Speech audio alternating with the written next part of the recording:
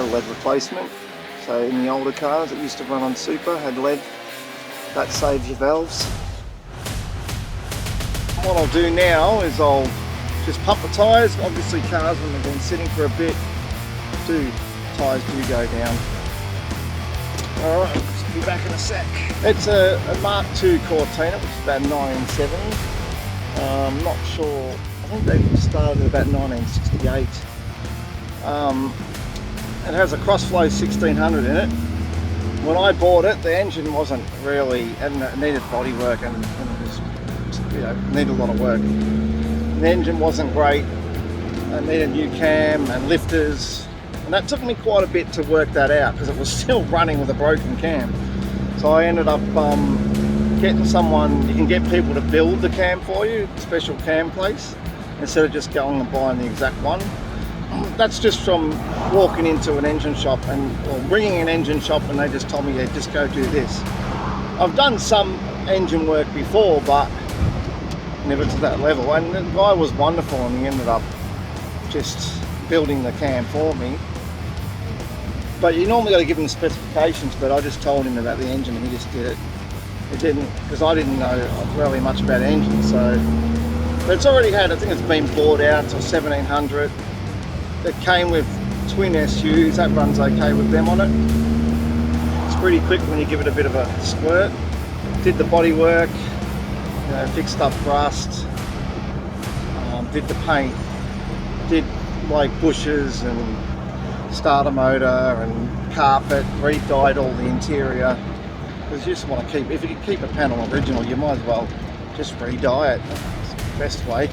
And the seats are already perfect. This one's just been, it's just the cover, but the seats were like brand new. I just keep the cover on it so I don't wreck it, because I'm always doing mechanical work in and out of greasy cars. So better off just covering it up.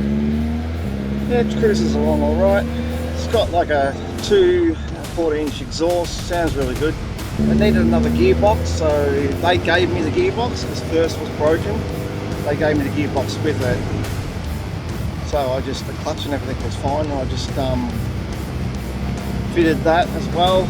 It took about 3 years, I reckon, because of the financial. You know, like you got to spend money slowly on it. You can't do it all at once. So the financial situation, yeah, it's the 4-speed, nothing compared to today's, you know, cars. But back in those days, that was a pretty quick engine. They still use them in Formula One, like amateur Formula One. They use the engine because they used to use them in Formula One, those Crossflow engines. So for some unknown reason, in the old days, they used to set the speedos higher. So if you're doing 100 k's on the speedo, it's actually 90 k's. So this is in miles though. They set them higher so you would not get caught out speeding, I suppose. I got a bargain that, like, this car was like $1,500, but I fixed it all up, but it came with a lot of good accessories. Yeah, the electric system, I've actually bought another box because I thought there was something wrong with the car, but there wasn't.